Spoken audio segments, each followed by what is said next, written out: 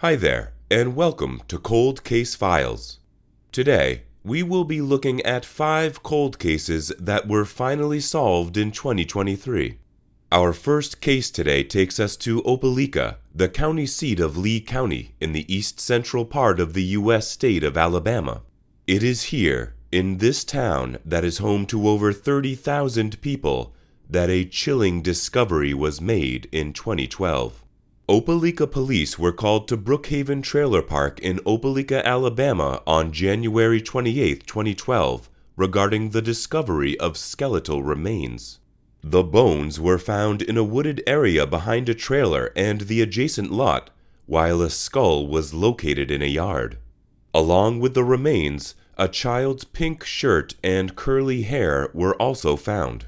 The FBI laboratory in Quantico performed a medical examination on the remains and concluded that they belonged to a young African-American girl, likely between the ages of 4 to 7, who came to be known as the Opelika baby Jane Doe by the community.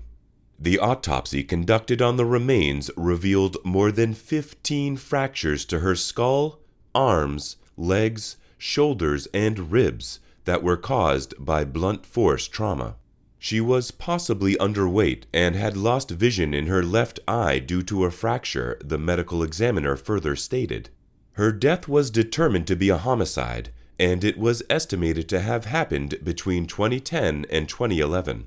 The detectives evaluated more than 15,000 case files, which indicated that they had been meticulously examining all available evidence related to the case. These included previous reports of missing children, crime scene investigations, witness statements, and other relevant information. In addition to evaluating case files, the detectives had also looked into tens of thousands of leads. They had been actively gathering information from a variety of sources, such as tips from the public, surveillance footage, and interviews with potential witnesses or suspects. To aid in their investigation, the detectives worked with the National Center for Missing and Exploited Children, which was a non-profit organization that provided assistance to law enforcement agencies in cases involving missing or exploited children. They also collaborated with numerous other agencies, which included local and federal law enforcement, forensic experts, and social service providers.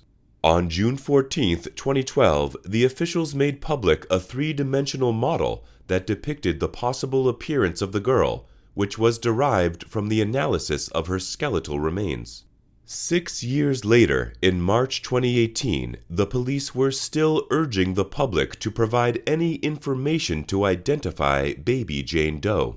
It was reported that Governor Kay Ivey had agreed to grant a reward of up to $5,000 to anyone who could offer information leading to an arrest or the resolution of the case. A day later, the reward amount increased to $10,000 after a local citizen generously agreed to match the governor's reward. In March 2018, it was reported by investigators that they had been working on the case daily with the hope of providing closure. Opelika Police Chief John McEachern said that it had been a continued concerted effort on the part of several different law enforcement agencies. It was revealed through isotope testing in the case that the young girl, who was believed to be between 4 and 7 years old, was indeed from the southeastern region. Sergeant Alfred White of the Opelika Police Department stated that they had talked to the pediatric clinic and the hospitals, attempting to obtain birth records and anything else that could help identify the child. He further commented that they needed to determine her identity, arrange for a proper burial, and solve the case. White expressed his disbelief that after 6 years, nobody knew who this child was. Exciting news broke out in October 2022 when DNA genealogy helped investigators finally solve the mystery surrounding baby Jane Doe's father. Baby Jane Doe's father was identified as Lamar Vickerstaff. He was born in the city of Opelika, where he also spent his formative years. He ultimately decided to enlist in the U.S. Navy, which allowed him to serve in a variety of locations, including Norfolk, Virginia, Honolulu in the stunning state of Hawaii, and the seaside city of Jacksonville. The police were able to track down Lamar Vickerstaff. However, when they visited the Vickerstaff's home in Jacksonville, Florida, they were met with a shocking revelation. Lamar refused to disclose any details about the baby, leaving the investigators scrambling for answers.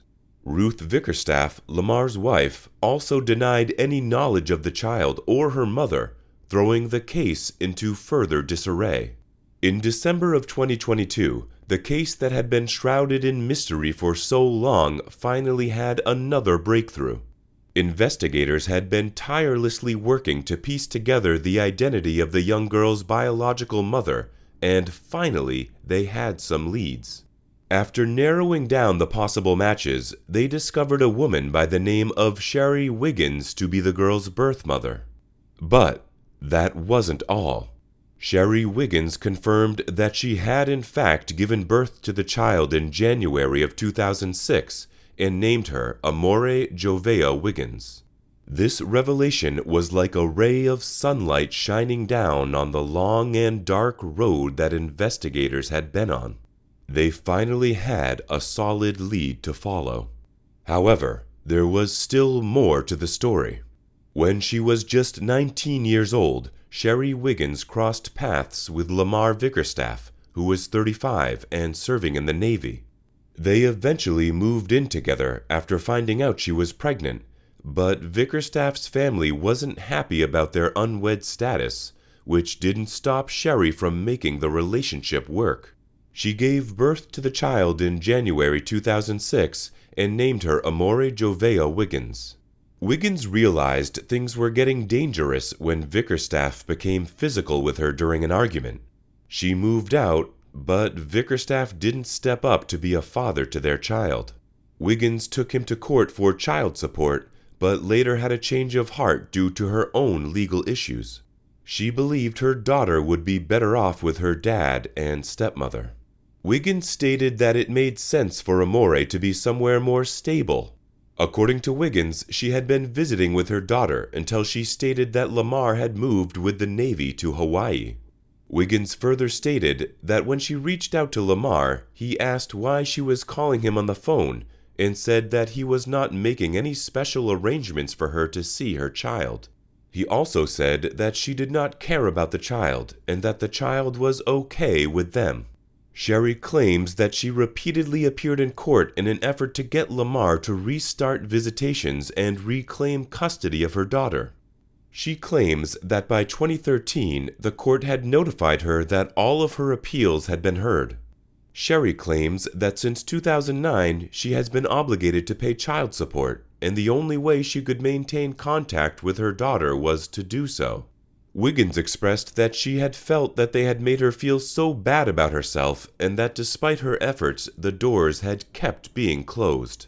She also mentioned that she had felt like the best she could do was to live out her financial obligation, which she had never stopped doing. Wiggins added that she had thought that one day she could tell her daughter that she had never given up on her, and that all she could do was to take care of her financially, which was what she had done. She further stated that if she couldn't do anything else, she could still support her child financially. Sherry had no idea that her daughter was in danger. She believed Lamar and Ruth Vickerstaff had brainwashed Amore to hate her, but she had planned to rekindle their relationship when she turned 18. Regrettably, that didn't happen. In short, this was a crucial turning point in the investigation, a moment of both relief and curiosity. Finally, there was a name to put to the face of the young girl, and a starting point for investigators to unravel the mysteries of her past. Detectives went on a mission to uncover the truth about baby Amore's disappearance, contacting schools and pediatric clinics across multiple states where the Vickerstaffs had resided. Shockingly, they discovered that Amore had never been registered in school or reported missing. This discovery raised more questions than answers, especially in light of the DNA reports that revealed previous injuries on the baby's body, indicating that she had been abused and neglected. On January 17, 2023, Lamar Vickerstaff Jr., the victim's father, and his wife, Ruth Kenyatta Vickerstaff, aged 53, were charged with murder in connection to the death of Amore Wiggins. The details of the case are both shocking and disturbing. Despite living in multiple states over the years, detectives discovered that the couple never enrolled the victim, Amore, Lamar's own daughter, in school or reported her as a missing person. As a result, warrants were issued for their arrests. The absence of any criminal history for the Vickerstaffs in Duval County court records made the case even more baffling.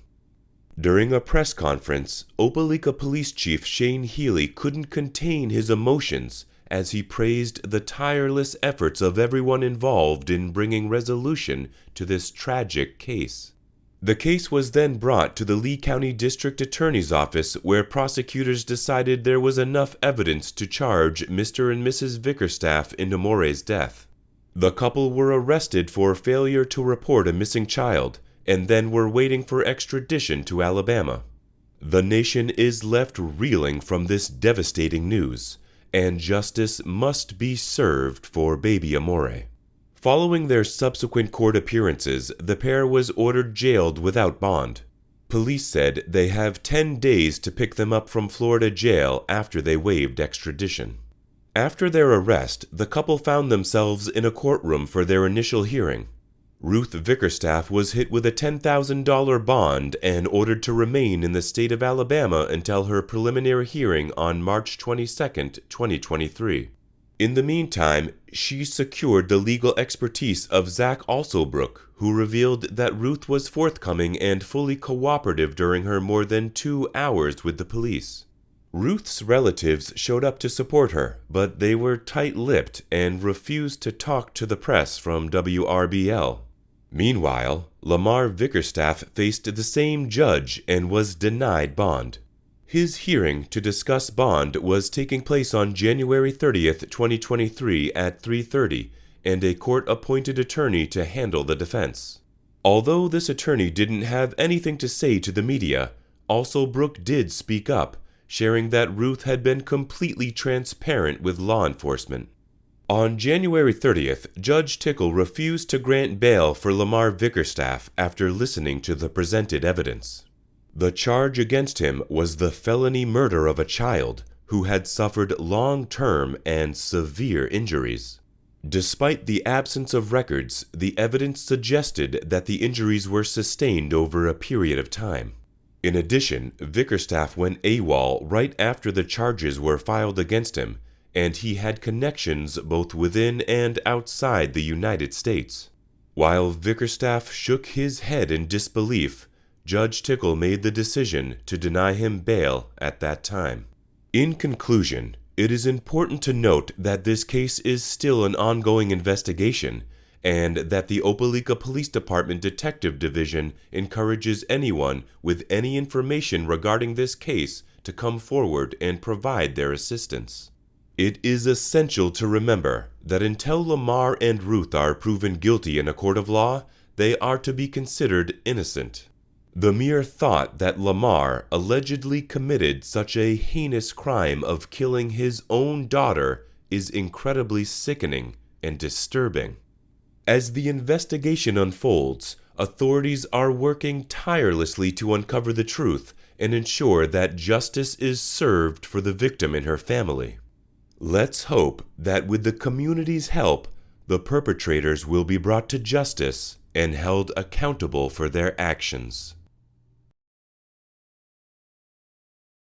Lexington, situated in central North Carolina, is a city with a population of 18,931 and is in the county seat of Davidson County. The city is located 20 miles south of Winston-Salem and is renowned for its rich cultural heritage in barbecue and furniture making. It is here in Lexington that our next story begins. Mary Davis, a 29-year-old mother of 2 from Lexington, North Carolina, was employed at Lanier Hardware, where she worked tirelessly to provide for her family. Her dedication to her job was apparent in her commitment to delivering exceptional service to customers. ensuring that they had everything they needed for their projects. But Mary's story is more than just one of hard work and dedication. Her experiences and struggles are a testament to the resilience and strength of the human spirit. Despite facing various challenges in her personal life, Mary remained steadfast in her determination to provide a better future for her children. Her colleagues and customers alike were drawn to her infectious personality and positive attitude, making her a beloved member of the community. Mary's ability to connect with others and make them feel heard and understood set her apart and made her an invaluable asset to Lanier Hardware. In summary, Mary Davis was not just a hard-working employee at Lanier Hardware. She was a dedicated mother, a beloved member of the community, and a shining example of perseverance in the face of adversity. It was May 30th, 1987, when Mary Davis was last seen at the Lexington Lanier's Ace Hardware store, where she had been working for a while. She had taken her lunch break and was expected to return to work, but she never did. Her family grew increasingly worried as the hours passed by without any word from her. However, the news that they received the following day was nothing short of devastating. The police informed Mary's family that her lifeless body had been discovered, and she had been sexually assaulted and strangled to death. The culprit had mercilessly taken her life and left her to die behind Winn-Dixie, a food and pharmacy store that was, at the time, at 802 East Center Street, a 20-minute walk from Davis's work. It was a tragedy that shook the small town to its core. Mary was a beloved member of the community, and her sudden and brutal death left everyone reeling with shock and grief. For the next 3 decades, the case remained unsolved, leaving behind a lingering sense of injustice and a haunting reminder of the fragility of life. At the time of the homicide, the investigators painstakingly collected all the evidence they could, hoping to find a clue that would lead them to the perpetrator. However, despite their best efforts, they were unable to make any headway in the case. Some DNA they found at the scene of the crime seemed promising, but unfortunately, the technology and DNA advancements available at the time were not advanced enough to unlock its secrets. The investigators were deeply frustrated, knowing that they were holding potentially valuable information that they could not decipher. However, they were wise enough to recognize that technology was advancing at an exponential pace, and that it was only a matter of time before new breakthroughs would allow them to unlock the secrets of the evidence they had collected. So they carefully stored the evidence away, knowing that it could be a critical piece of the puzzle in the future. They knew that the day would come when new techniques and technologies would enable them to uncover the truth about the crime and bring the perpetrator to justice. 34 years went by, and the evidence remained untouched and undisturbed, waiting patiently for the day when it would finally be analyzed. Finally, the day came when new DNA technologies and forensic techniques emerged, and the investigators eagerly took the evidence out of storage. As part of a collaboration with the North Carolina State Bureau of Investigation, Othram, a company specializing in genetic genealogy DNA analysis, provided a detailed explanation of the methodology employed in the case. According to their official statement, in the year 2020, DNA evidence was sent to Othram Incorporated to investigate an unknown male suspect. The experts at Othram utilized forensic-grade genome sequencing to generate a comprehensive genealogical profile from the available DNA sample. Once the profile was constructed, Othram's genealogy experts analyzed it thoroughly to derive leads for the ongoing investigation. These leads were then provided to the investigators for further follow-up. As a result of the investigation, the suspect was identified and brought to justice. Therefore, it can be concluded that the expertise of Othram and the collaboration with the investigators played a vital role in the successful resolution of the case. On February 8, 2023, the Lexington Police Department made a major breakthrough in a cold case that had haunted them for 36 years. Thanks to the advances in DNA technology, they were finally able to identify the suspect in the brutal murder of Mary Davis. The investigation had been stalled for decades, but the DNA evidence collected all those years ago provided the key to unlocking the case. After analyzing the evidence, authorities were able to positively identify the perpetrator as Russell Grant Wood. Unfortunately, justice could not be fully served in this case, as Wood had passed away in 2013. However, District Attorney Gary Frank made it clear that if Wood were still alive, he would be facing charges of first-degree murder, first-degree kidnapping, and first-degree rape. The details of Wood's relationship with Mary Davis remain murky. What is known, according to Lexington Chief of Police Robbie Rummage, is that the two were not strangers to each other. It's a tragic and unsettling reminder that danger can sometimes come from those closest to us. According to Rummage, there is no known motive, and any speculation regarding it would be mere conjecture. On February 3, 2023, Davis's family received information about the news conference being held. Lori Martin, Davis's niece, shared during the news conference that they had been praying for years to find the person responsible for Mary's death. She expressed that the new information brought a sense of closure to the family, even though it could never bring Mary back. Tracy Cleary, Davis's daughter, wrote a beautiful poem in honor of her mother, which was read aloud at the news conference. In the poem, Tracy expressed her deep love for her mother and how much she missed her. She also shared her belief that they would be reunited in heaven one day. Mary's family had been eagerly looking forward to celebrating her 65th birthday with a joyous memorial service. The event was intended to honor the cherished memories of Mary and the profound influence she had on the lives of her loved ones.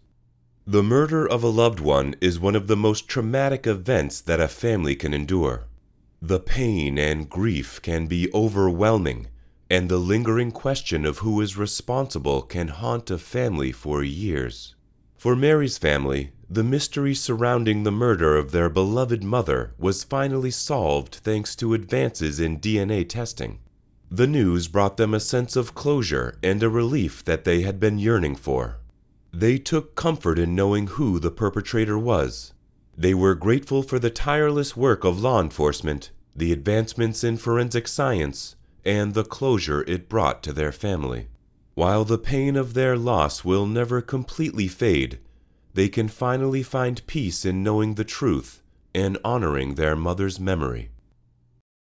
Our next case takes us to Los Angeles, one of the most well-known cities in the world. Home to Hollywood and a great many stars, LA is the hub of Western entertainment. But with fame and celebrity also comes a darker side, and it was here in 1990 that a terrible crime took place. William Arnold Newton, who was born on July 26, 1965, had a career in the entertainment industry, where he worked as an actor, director, producer, beautician, and set decorator. He performed in adult films with a focus on homosexual content, using the aliases Billy London and Billy Porter. Additionally, he produced such films under the name Bill E. London. Sadly, Newton was violently murdered, and his case gained notoriety as one of Hollywood's most infamous unsolved homicides. Newton was born in Eau Claire, Wisconsin, and attended school there until he moved to Ladysmith in 1979. In 1980, he and his mother relocated to Oklahoma City after his freshman year of high school. According to his family, Newton moved to California in 1984 and was working in the music video industry doing makeup and choreography at the time of his murder.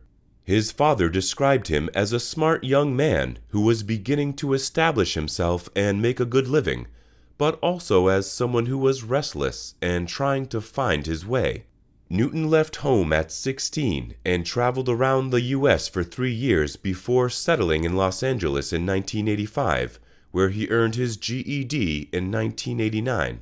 His friends viewed him primarily as a poet and artist, and noted that he only worked on adult material for financial reasons.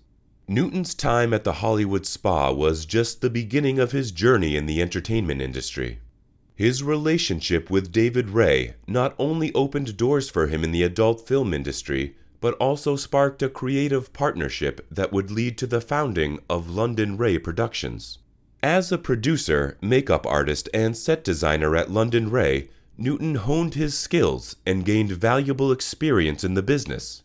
His passion for the art of filmmaking was apparent, and he quickly made a name for himself in the industry. Despite his success, Newton began to feel a pull to leave the hustle and bustle of Los Angeles behind and start anew. He found himself yearning for a change of pace, a new environment, and a fresh start.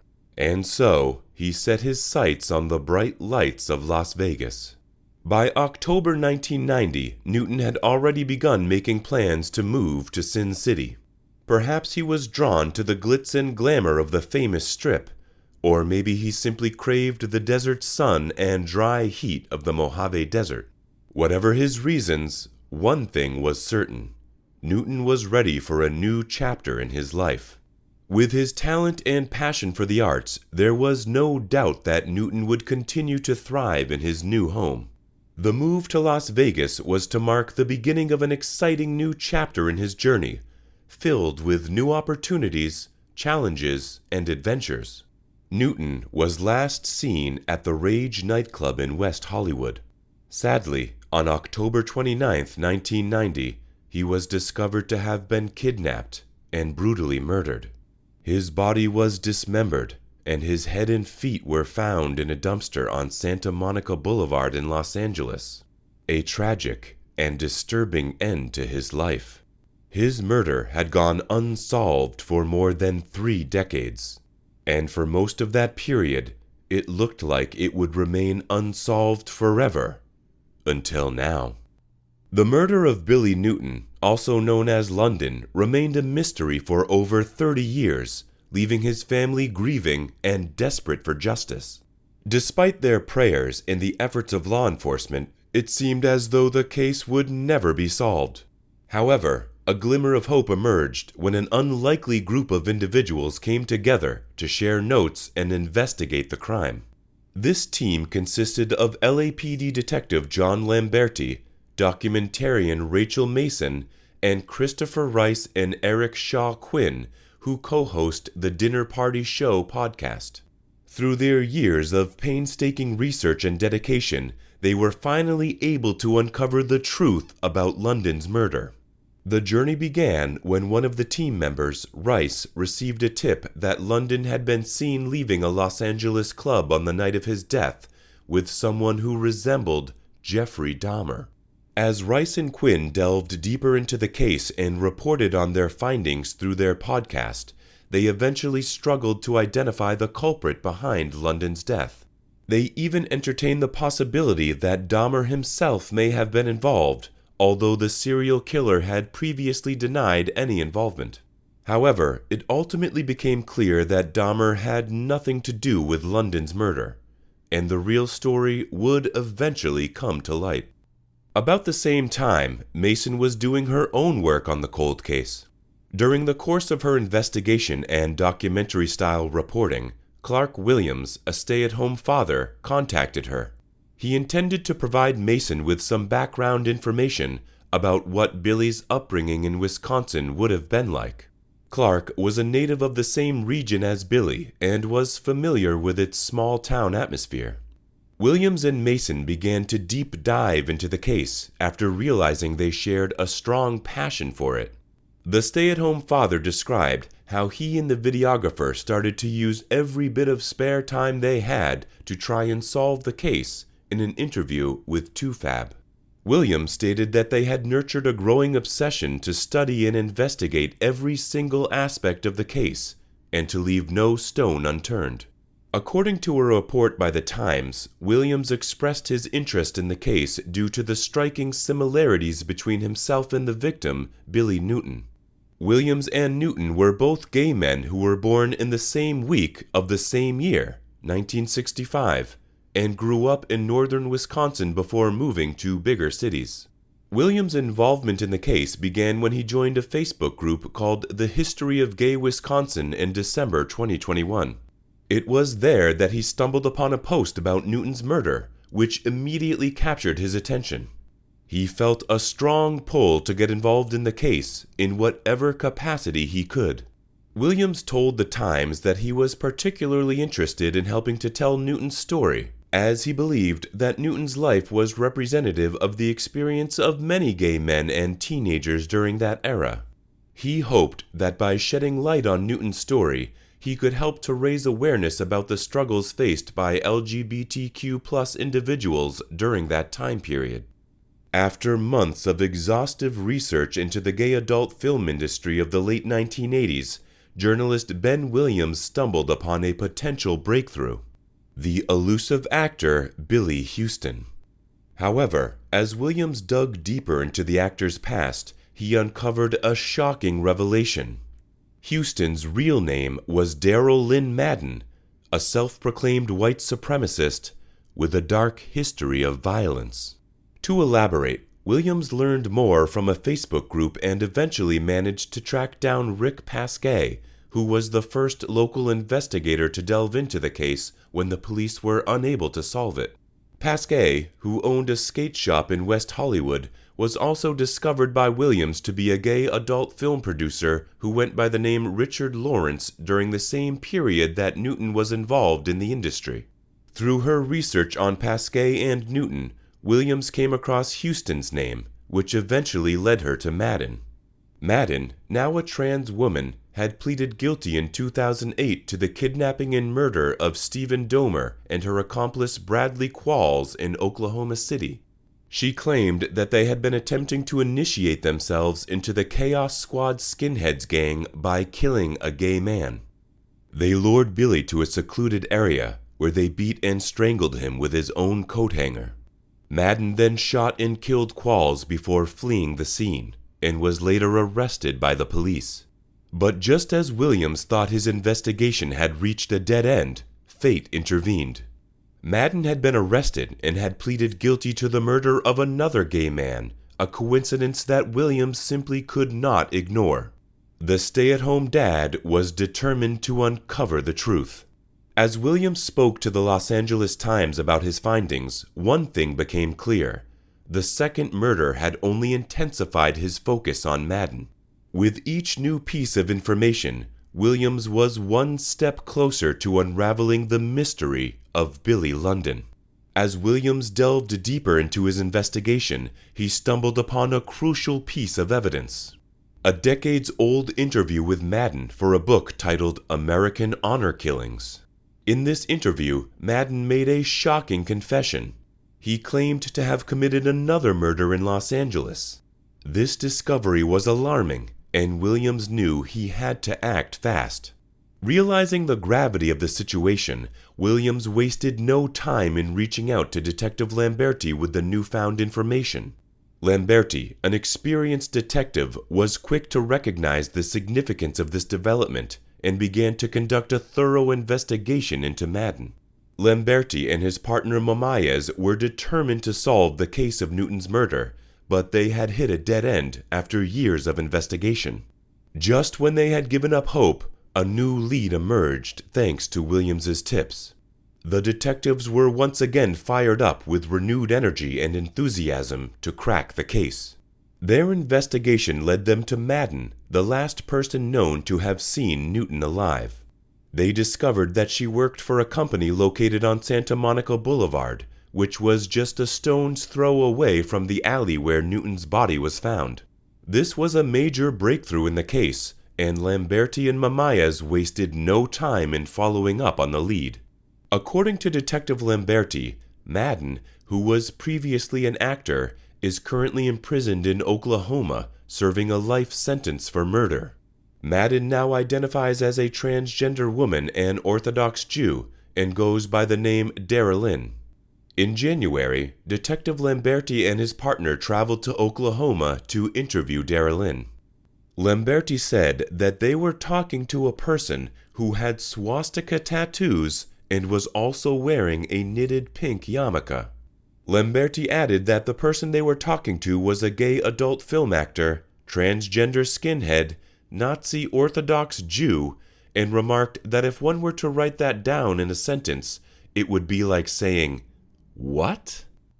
During the discussion about the case involving Newton, Madden eventually came clean and revealed that she and her group of skinhead friends had intentionally singled out the young actor with the intention of robbing him and inflicting physical harm. According to Madden, Newton appeared to be under the influence of drugs and later tested positive for methamphetamine in his system after leaving the nightclub. Lamberti asked Madden if he had any accomplices or if he knew where the rest of London's body had been taken, to which Madden refused to provide any further information, stating that she was a murderer, but not a snitch. Lamberti believed that the circumstances and Newton's confession were sufficient to present the case to Gascon's office, but they refused to file charges due to a lack of evidence. The New York Post reached out to Gascon's office for comment, but did not receive an immediate response, and Madden's representative was unavailable for the comment. Although the Los Angeles District Attorney chose not to press charges against Madden, purportedly due to insufficient evidence beyond his confession, Lamberti confirmed that his department is formally ending the inquiry with the consent of Newton's family. This suggests that while the DA did not find the evidence compelling enough to pursue legal action, the investigators involved in the case still believe that Madden may have been responsible for Newton's death. Nonetheless, given the lack of evidence, they have decided to cease the investigation, recognizing that there is no longer a viable path forward to pursue justice for the victim and their family. Williams, Mason, Rice, and Quinn are actively engaged in trying to identify the people who are suspected to have assisted Madden in carrying out Newton's murder. These individuals are determined to uncover the identities of these accomplices and bring them to justice. Despite any obstacles they may encounter along the way, they remain committed to their pursuit of the truth and ensuring that all responsible parties are held accountable for their actions. As the 30th anniversary of the unsolved murder of William Newton approached in 2020, Christopher Rice and Eric Shaw Quinn, who are producers and best-selling authors for the New York Times, covered the case on their podcast. TDPS presents Christopher and Eric in episode 37. They established an email address to receive tips and information related to the case. On episode 48, they revealed an account of a potential eyewitness who claimed to have seen Newton alive at the nightclub Rage in West Hollywood, before he left with a man who resembled the serial killer Jeffrey Dahmer. Their podcast about the case caught the attention of the LAPD homicide detective in charge of the case, who contacted Rice and Quinn in January 2021. In February 2021, the detective gave an interview on another episode of the podcast. On April 25, 2021, director Rachel Mason appeared on the podcast and revealed that she was working on a documentary about the case. Williams expressed humility and gratitude at having been involved in the discovery of the killer or killers responsible for the brutal murder of a young man in October of 1990. He conveyed his appreciation for the opportunity to provide some measure of justice and closure to the victim's many loved ones and friends. This sentiment was shared with 2Fab after the Los Angeles Times published a story about the case. Rice and Quinn expressed their gratitude and humility to be part of the group of amateur detectives who contributed to solving the Billy Newton murder case after 30 years. They shared on Twitter that when they initially presented the case on their podcast, they hoped that one day they could help bring justice to the victim and their family. Furthermore, Rice and Quinn promised their audience that they would continue to provide more coverage on the case in upcoming episodes of their podcast. This indicates that they are dedicated to shedding light on the case and bringing awareness to the issue.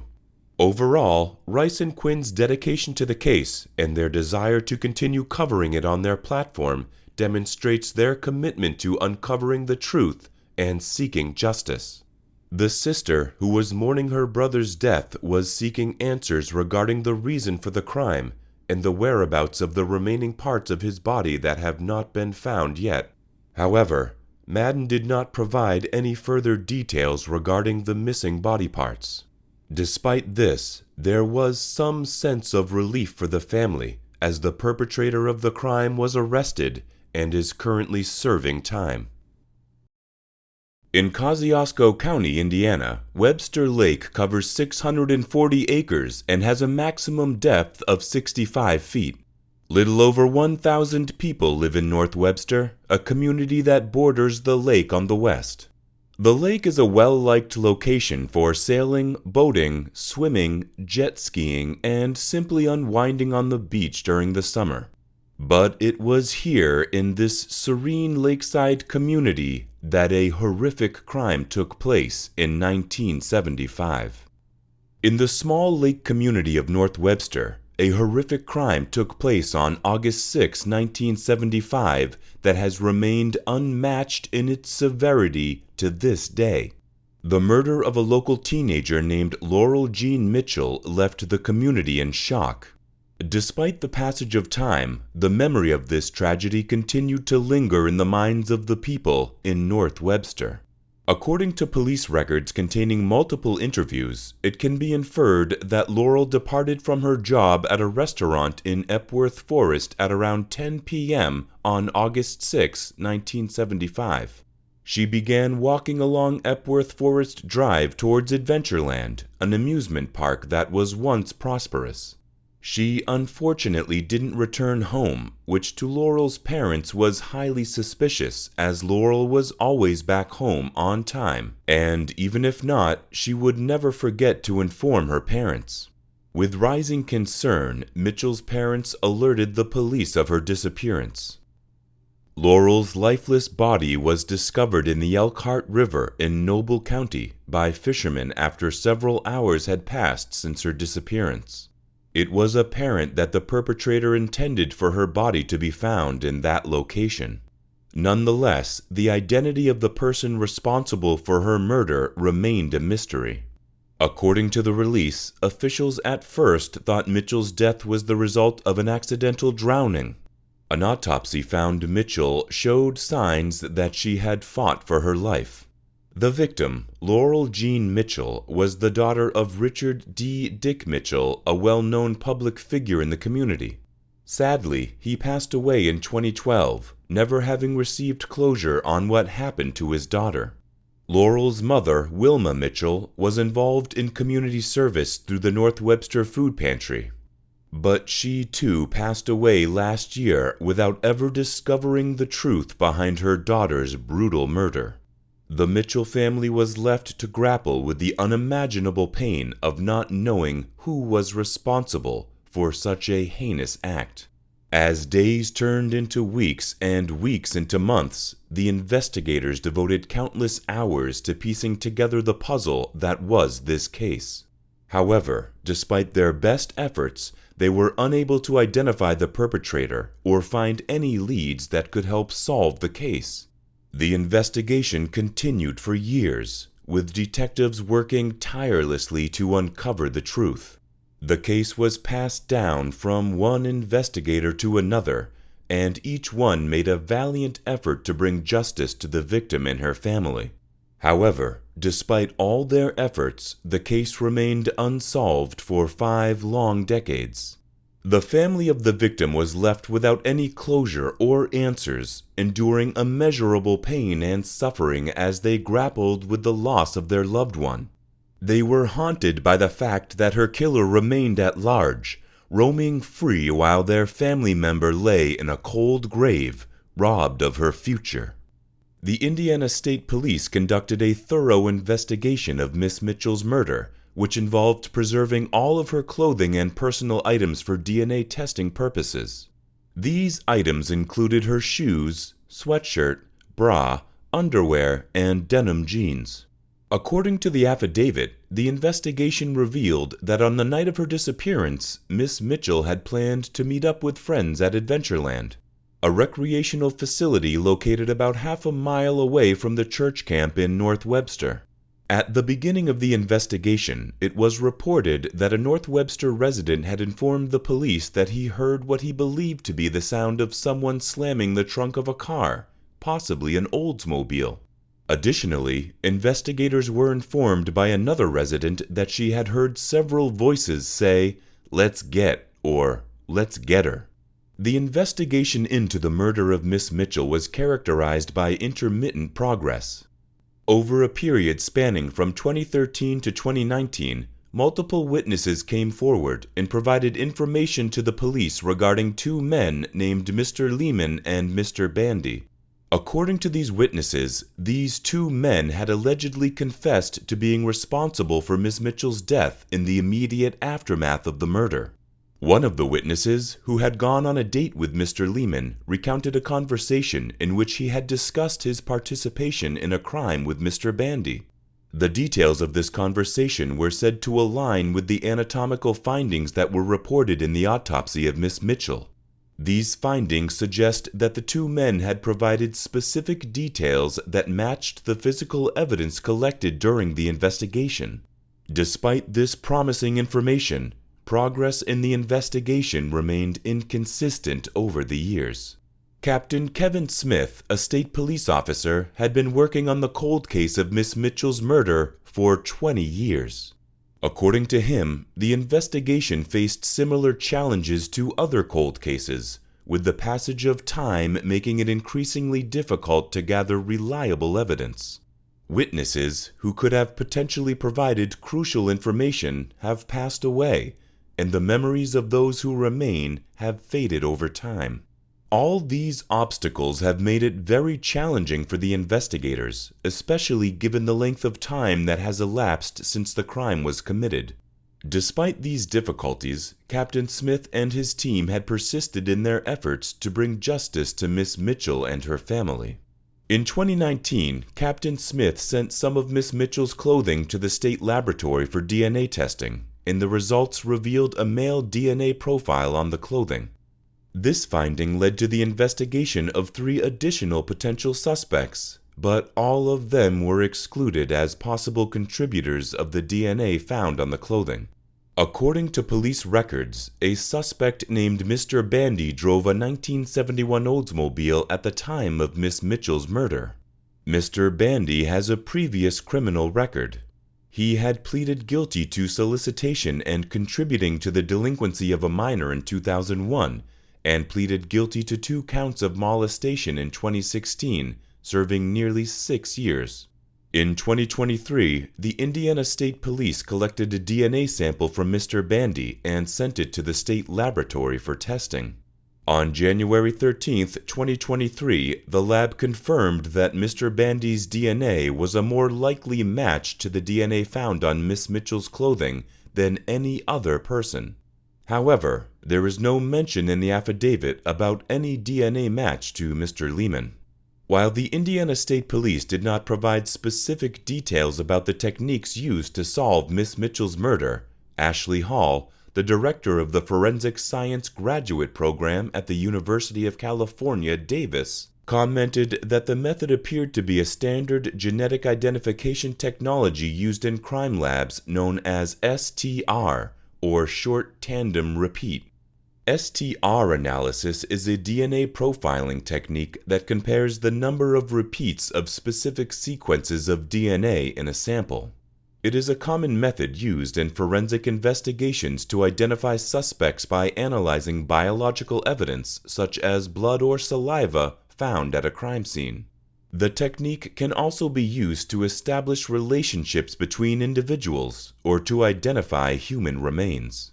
STR analysis can be performed using various instruments, including capillary electrophoresis and polymerase chain reaction.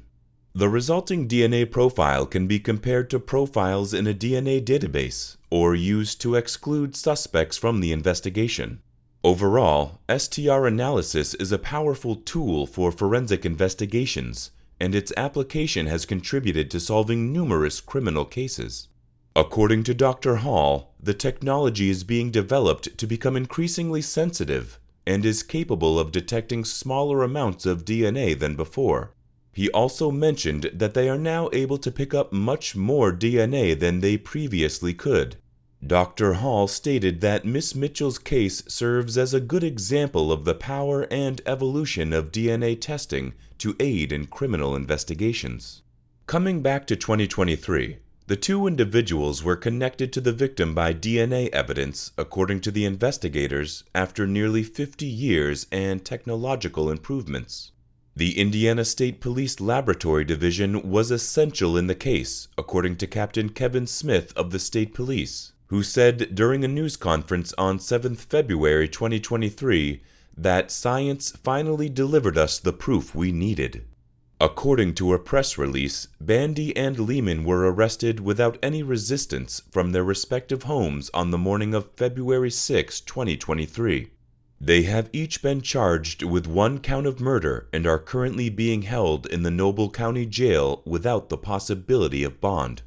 During a recent press conference, Sheriff Smith expressed his gratitude towards the media for their coverage, which helped gather valuable information from the citizens. Both men were informed by Circuit Court Judge Michael Kramer that they were being charged with murder in the first degree, which was the legal definition of murder at the time of the alleged crime. The guideline penalty for a murder conviction in Indiana is 55 years in prison, with a range of sentences of 45 to 65 years.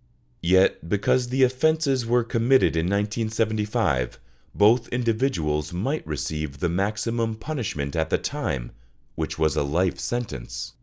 Captain Smith contacted Ms. Nicely and her brother, Bruce Mitchell, to inform them of the arrest of 2 men in connection with their sister's murder. Although taken aback by the news, Miss Kinsley's predominant emotion was a sense of regret that her parents, who had passed away, were not alive to witness this development. She expressed that despite the passage of 47 long years, the news made it feel like the event had happened only yesterday. The shock of the event was still fresh in her mind, and the news of the arrest brought a renewed sense of pain and trauma to the surface. In an account given to the New York Times, Miss Nicely, the younger sister of Miss Mitchell, recounted that at the age of 12 she had to endure the horrific experience of losing her sister. Prior to this tragedy, their childhood in North Webster was unremarkable, with a typical upbringing that many would relate to. According to her, it was a very small town where they felt safe and could come and go as they pleased during summers, and never thought they'd experience something so traumatic like this. Miss Nicely, who is now 60 years old, expressed her profound disappointment upon learning that someone as kind-hearted as Miss Mitchell was the victim of such a heinous crime. She believes that Miss Mitchell had the potential to make a significant positive impact on the world had she been allowed to live. Nevertheless, she is grateful that the perpetrator was finally apprehended and is grateful to those who came forward with information. Nicely expressed that they would always wonder how she would have turned out and how she missed prom, graduation, getting married, and having kids. Nicely also mentioned that they didn't have anyone to share all of those experiences with and help them grow up. Despite the arrest of the suspects, the investigation into the murder is far from over. As stated by Noble County Prosecutor Jim Mowry, this arrest is just the beginning of the legal process, and there is still much work to be done. The prosecution of these defendants is just starting, and the investigation into the crime will continue until justice is served. It is crucial to note that the arrest of Bandy and Lehman is a significant step towards finding the truth behind this heinous crime. But the judicial system will continue to work tirelessly to bring closure to the victim's family and friends. Redford is a charter township in Wayne County in the U.S. state of Michigan. Its official name is the Charter Township of Redford. The city of Detroit and the township are separated by a shared eastern border. In 2020, there were 49,504 people living there. Our next case takes us to this peaceful little town. Christina Castiglione was a 19-year-old resident of Redford who lived with her parents. She had recently graduated from Redford Union High School and was known to be very active in sports. Despite not being married, she was in a committed relationship with her steady boyfriend. Castiglione was employed at the Detroit Edison Company as a clerk in the research department, indicating her interest in pursuing a career in the field of science. Prior to her sudden disappearance, Castiglione had reportedly contacted an Army recruiter, suggesting that she may have been considering joining the military. On March 21, 1983, the mother of 19-year-old Christina Castiglione reported her missing in Redford Township, Michigan. A week later, on March 29, 1983, the Livingston County Sheriff's Office received a tip that led them to the discovery of Castiglione's body in the Oak Grove State Game Area, located at the corner of Fawcett and Fisher Roads in Livingston County's Deerfield Township. The state in which Castiglione's body was found was alarming. Her body was partially clothed and located in a remote wooded area. Upon investigating the scene, detectives found evidence that indicated Castiglione had been strangled to death and sexually assaulted. This discovery shook the community and triggered a widespread investigation to find the perpetrator responsible for Castiglione's death. The brutal nature of her death left many in the community feeling unsafe and fearing for their own safety. During the autopsy in 1983, the medical examiner found male DNA that was collected and preserved in the hopes of making a breakthrough in the future. In response to the discovery of male DNA during the autopsy, Livingston County Sheriff Mike Murphy expressed appreciation for the diligent efforts of law enforcement personnel who initially responded to the scene in 1983. He praised the preservation of evidence and the thorough processing of the crime scene, stating that these efforts were essential in ensuring that the DNA evidence discovered during the autopsy could be analyzed and potentially lead to new information about the case. Sheriff Murphy emphasized that the investigation into this case would continue with a renewed focus, and that the discovery of male DNA represented a significant development that could potentially lead to a breakthrough in the case. He also expressed his gratitude to the medical examiner and the forensic scientists who were able to extract and preserve the DNA evidence after all these years. In the early 2000s, the Michigan State Police Crime Lab entered the samples into CODES, but unfortunately they were unable to identify any suspects. However, the case did not remain forgotten.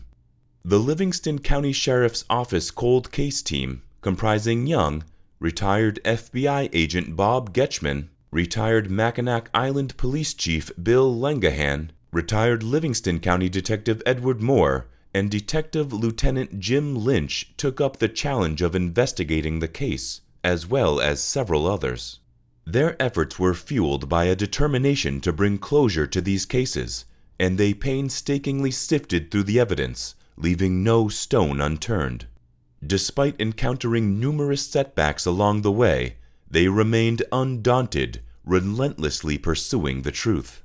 According to a statement made by a county official named Young about a decade or so ago, the cost of the genealogical profiling process was estimated to be around $100,000, which was considered too high for the county to afford at the time. However, over the years, the cost has been significantly reduced, and the county was finally able to pursue it in March of 2020. The process was implemented thanks to a grant they received. The genealogical profiling was carried out by Othram, a company that has an in-house genealogical team with expertise in producing leads based on the genealogical data. The leads generated by Othram were then passed on to the Livingston County Cold Case Team, which used the information to further investigate the Castiglione murder case.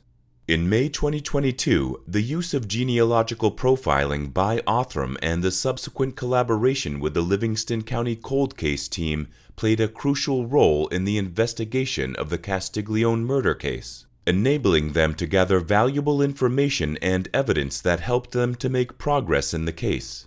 The investigation conducted by law enforcement officials led to the identification of a suspect named Charles Shaw. This identification was made possible through 3 separate familial DNA comparison tests that were conducted as part of the investigation. The tests were able to establish a genetic link between Shaw and a living uncle of his. Once the link was established, law enforcement officials were able to build a family tree that helped them narrow down the possible suspects. They discovered that, based on the genetic profile of the suspect, Charles Shaw, he was likely a nephew of the uncle who shared the same chromosome. However, the investigation also identified other nephews who did not match the DNA evidence. This left law enforcement officials with 2 possible scenarios. The suspect could either be a brother or a son of the uncle. Further investigation was conducted to try and establish which of the 2 possibilities was more likely. According to a statement from the sheriff's office, they recently sought out living relatives of a suspect named Charles Shaw in order to obtain target samples for analysis. The samples were analyzed by Othram and came back with a 100% match, confirming that Shaw's living brother and son are indeed related to him as siblings and father/son respectively. When Shaw's brother was informed of this news, he was reportedly shocked and had no idea about his brother's alleged involvement in any crimes. It's worth noting that Shaw's brother was older and had been serving in the military during the time that Shaw's alleged crimes were said to have taken place, so he may not have been aware of everything that was going on in Shaw's life at the time. The sheriff's office has also shared some information about Shaw's personal life based on what they were told by his family. They stated that he was a sex addict who had a disturbing life, and he struggled with mental illness as well as his gender identity. This information may shed some light on the possible motivations behind his alleged criminal behavior. According to a press release from the sheriff's office, Charles Shaw had a history of interacting with law enforcement from a young age. One of the incidents that was noted in the release occurred in 1981, when Shaw was arrested for attempted abduction. Specifically, he allegedly tried to abduct a woman who was in the parking lot of a McDonald's restaurant in Fowlerville. It's unclear from the information provided in the release what the outcome of this particular incident was. For example, whether Shaw was convicted of the attempted abduction or what kind of punishment he may have received. However, the fact that he had this kind of interaction with law enforcement at a young age may be seen as a red flag in hindsight, given the more serious allegations that have been made against him in recent years. In 1973, Shaw was taken into custody by the Livonia Police Department on suspicion of breaking and entering. 4 years later, in 1977, he was arrested again by the LPD, this time for possessing drugs. In 1981, according to sources cited by Young, Shaw was found guilty of an incident that occurred in Fowlerville and was sentenced to serve 2 weeks in jail and placed on probation. Then, in 1982, he found himself on the wrong side of the law once more when he was apprehended for stealing women's shoes from a Kmart store. These events demonstrate a pattern of criminal behavior over the course of several years, indicating that Shaw may have had ongoing issues with the law. During a news conference, Livingston County Sheriff Michael Murphy expressed his skepticism towards the sentence given to David Shaw for the assault of Castiglione, whose death was recently reclassified as a homicide. The sheriff believed that the sentence was too light for what he perceives as an aggravated assault, but acknowledged that he did not have all the details of the case from back then. As part of the investigation, police interviewed Shaw's former wife, who disclosed that he had confided in her about struggling with his gender identity in 1980 to 81 and seeking counseling to undergo a sex change. However, investigators have not found any connection between Shaw and Castiglione or between Shaw and the Deerfield area where her body was found. Unfortunately, Shaw passed away in 1983 from accidental sexual asphyxiation, so he cannot be held accountable for Castiglione's death in the court system. Sheriff Murphy expressed his disappointment that justice cannot be served in this case due to Shaw's death. But the investigation will continue to gather more information and bring closure to the victim's family. The cooperation of the Shaw family played a crucial role in identifying the perpetrator of the homicide of Christina Castiglione, Charles Shaw. This statement was released by law enforcement officials who expressed their gratitude to the Shaw family for their cooperation during the investigation. The officials emphasized that the involvement of the Shaw family was instrumental in the successful outcome of the investigation. By working together with law enforcement, they were able to uncover critical evidence that led to the identification of the suspect. The release further highlighted that the use of genealogical DNA was a critical tool in solving this case. The officials expressed hope that this innovative technology will continue to aid law enforcement agencies in advancing their efforts to achieve justice for victims of violent crimes. In addition, the officials acknowledged the long wait for justice that the surviving family members of Christina Castiglione and other victims of unsolved crimes have had to endure. They expressed the hope that the resolution of this case would provide some measure of closure for these families and help bring them some peace of mind. Overall, the release conveyed the importance of collaboration between law enforcement and the community in solving crimes, and emphasized the crucial role that technology and cooperation play in achieving justice for victims. There we have it, folks. We hope you enjoyed the stories of how these 5 cold cases were solved in 2023. What did you think of the cases? Let us know in the comments down below. And if you enjoyed the video, do like and subscribe for more.